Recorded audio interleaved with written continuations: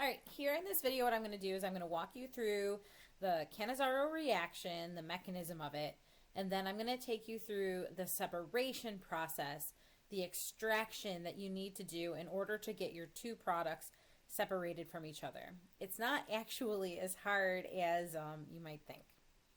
Okay, so the first thing about this Cannizzaro reaction is that it takes place in a very, very basic media. We're talking like 12 molar potassium hydroxide, which is a really, really strong base. And we're going to do it on benzaldehyde. Specifically in the lab, we did it on the 2-chlorobenzaldehyde. So sorry about that, for getting that chlorine there.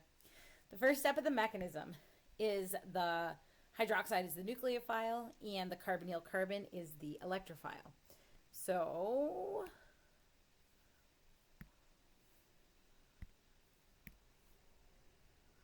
the nucleophile attacks the electrophile and you form the tetrahedral intermediate. Now this is where things get kind of weird. And your lab textbook, I'm using Williams and Masters, your lab textbook has it doing another deprotonation reaction, and then you get this 2- anion. I'm going to simplify the mechanism slightly, just to make it a little bit more obvious. I'll explain what that simplification is and why it doesn't really work, but it simplifies the mechanism. Now, here, normally, the process is, if you can reform the carbonyl, you should reform the carbonyl. And technically, if we reform the carbonyl, we should just spit out the hydroxide again, right? Hydroxide is a much better leaving group than hydride. But, again, because we are in such strong basic conditions, you can kind of think about it like a Le Chatelier kind of thing. Like we have so much hydroxide around that we're not going to kick off even more hydroxide. So instead, what we do is we're going to kick off a hydride. That's an H-. So, oops, I forgot my chloride over here again. The chloride really just doesn't do anything in the course of the reaction. It just kind of sits there and hangs out. So if I forget it, that's why. So what happens here is the electrons come down. We want to try to reform that carbonyl. But rather than kicking out the hydroxide, we're going to kick out a hydride. So that H- is going to go from being bonded to that left-hand benzaldehyde tetrahedral intermediate to being bonded to the right one. So this is called a disproportionation reaction. You have 2 moles of the benzaldehyde coming together to form 1 mole of one thing and 1 mole of another thing. So it's a 2 to 1 to 1 kind of a reaction. So the products of this reaction are that we actually form a carboxylic acid and a alcohol. Well, really it's an alkoxide, okay? Now, what's going to happen here is the carboxylic acid is an acid and the hydroxide is, the alkoxide is a base. And so we're going to do a proton transfer reaction. Now, the reason I say that this is a simplification is there's absolutely no way that you would ever actually get a carboxylic acid to form in the presence of such strong base. There's just no way. It wouldn't happen. The reason it wouldn't happen is because carboxylic acid can't live in base. And so really showing the mechanism happening this way is not completely correct. But again, for our purposes, it gets us to where we need to be. It gets us to the formation of the ionic carboxylates.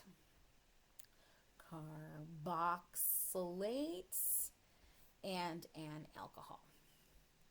So 2 moles of the starting benzaldehyde react together to form 1 mole of carboxylate and 1 mole of alcohol. So that's the mechanism of the Cannizzaro reaction. So what happens is you take the benzaldehyde, you react it with the hydroxide in a solvent of methanol, and you stir it and reflux it for an hour, and you can't be stingy on the time. So then after this reaction has proceeded, what you have is a mixture. So now we have to go to the separation scheme. So the extraction. So we have a mixture of carboxylate ion, oh no, Oh, geez, sorry. My tablet here decided not to work very well. Mixture of carboxylate anion as well as alcohol. And what we have to do is come up with a scheme to separate and purify these two products. Remember, we also have tons of hydroxide around, and we've got little small quantities of methanol. So the first thing that you're going to do, this is all mostly in a liquid solution. It was 4 milliliters of the roughly 12 molar KOH, so that's aqueous, and then it was 4 milliliters of methanol. Methanol is soluble in water, so this is basically all in a water solution. So the first thing that's done is you add 10 milliliters of dichloromethane. Dichloromethane is an organic solvent, and so you got to ask yourself, okay, what's going to dissolve in the organic layer? What's going to stay in the aqueous layer? Another thing that's really important to note is that dichloromethane has a ridiculously high density. The density of dichloromethane is 1.33. So if you were doing this in the lab, the dichloromethane is always the bottom layer. So when we add the 10 milliliters of the dichloromethane, the aqueous layer, the top layer, contains the carboxylate because it's ionic and therefore soluble in water, and a ton of hydroxide. The organic layer contains the alcohol.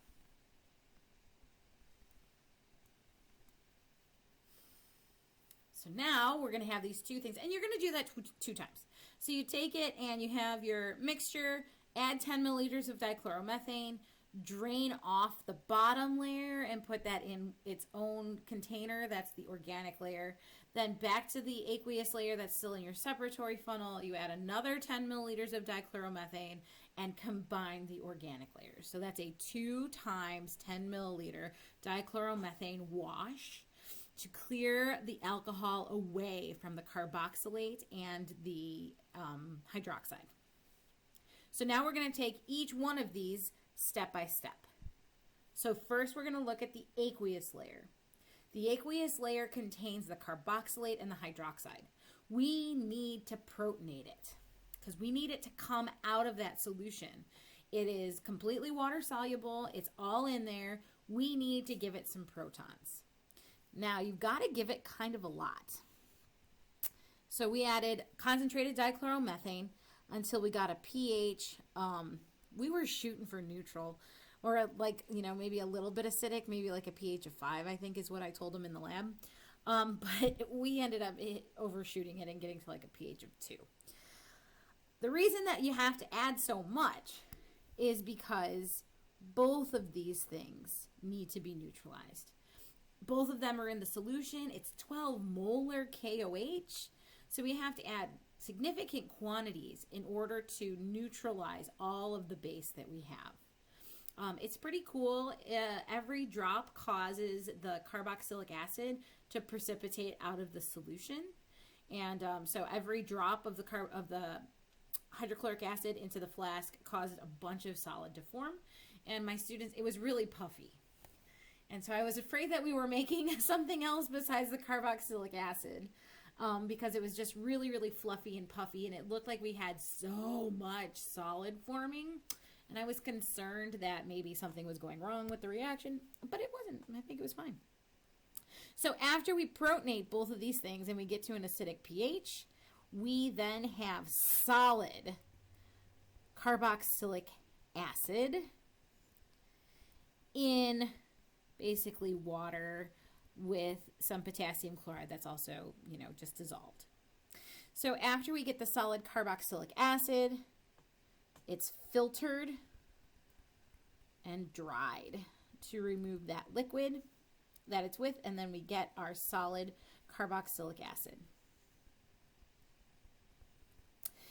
Next week in the lab, you'll be recrystallizing this. I can't quite remember off the top of my head what we recrystallize it from. I'm pretty sure it's ethanol, 95% ethanol. We're going to do a recrystallization. Okay, so now the other side of things. It's a little bit more complicated, even though we don't have anything else in there besides, theoretically, the alcohol dissolved in dichloromethane. But of course, we have to be greedy in order to get all of our purified alcohol. So the first thing is you have your alcohol dissolved in dichloromethane, and you add 10 milliliters of sodium bicarbonate. That's just to make sure no acid anywhere has come along for the ride. I honestly am not 100% sure, between you and me, why and where any acid would be coming from. It's got a pH, we're in 12 molar hydroxide. So I don't really get where there would be acid, but that's what we do, is we're going to add 10 milliliters of sodium bicarbonate to make sure that we have no acid. And then we add 10 milliliters of brine. So that's saturated sodium chloride. And that's to just make sure that our organic layer is completely dry. I don't know off the top of my head like how much water does dissolve in the dichloromethane, but adding the brine just ensures that we have no water contaminating our organic layer. And so again, remember what we've got here is we have our alcohol dissolved in dichloromethane. So even when we add the sodium bicarbonate, shake it up, vent it, make sure the layers mix, the top layer is still the aqueous layer, because the density of the sodium bicarbonate is still less than the density of dichloromethane. So in the separatory funnel, the dichloromethane layer is the bottom. You would drain off that bottom layer, put the aqueous layer into a different beaker, then put the organic layer back into the separatory funnel, add 10 milliliters of brine, shake it up. Even the brine has a is less dense than the dichloromethane, so the brine is still the top aqueous layer. So you would drain off the organic layer in the bottom layer into its own separate clean flask. And again, all we're doing there is to try to get rid of the water. It's a lot of steps just to make sure that we have a completely pure organic layer with just our alcohol in it. Then, to be even greedier, we're going to add anhydrous magsulfate. The anhydrous magnesium sulfate is there, again, just to ensure there's no water in the organic layer. I know it seems like a lot, but we are very concerned in order to make sure that our alcohol is completely dry. So after we add the magnesium sulfate, you add enough so that it looks like a snow globe. Let it sit for a while to ensure that it pulls all the water out of the organic layer. Filter that. We filtered that through a glass wool pipette. Leave the magnesium sulfate behind, and you are left with your alcohol in dichloromethane. And then we just left that to evaporate. Again, when we come back into lab, we'll have this. Theoretically, it is a solid after the dichloromethane has evaporated off, and we'll be recrystallizing that.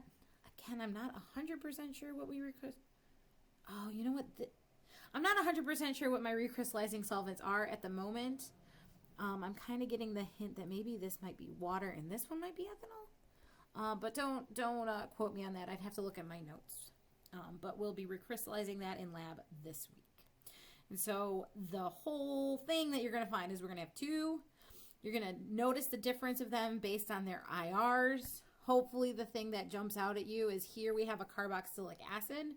So we should see the carbonyl peak as well as those ugly saggy baggy bands up around the 3000. And then over here there is no carbonyl. So we should see no carbonyl peak in the 1700 range. And we should see a nice clean alcohol swoop in that 3000 region. So that's what we are looking for. The disproportionation of the benzaldehyde to form the carboxylic acid and the alcohol. I hope that helps. Any questions, as usual, come and see me.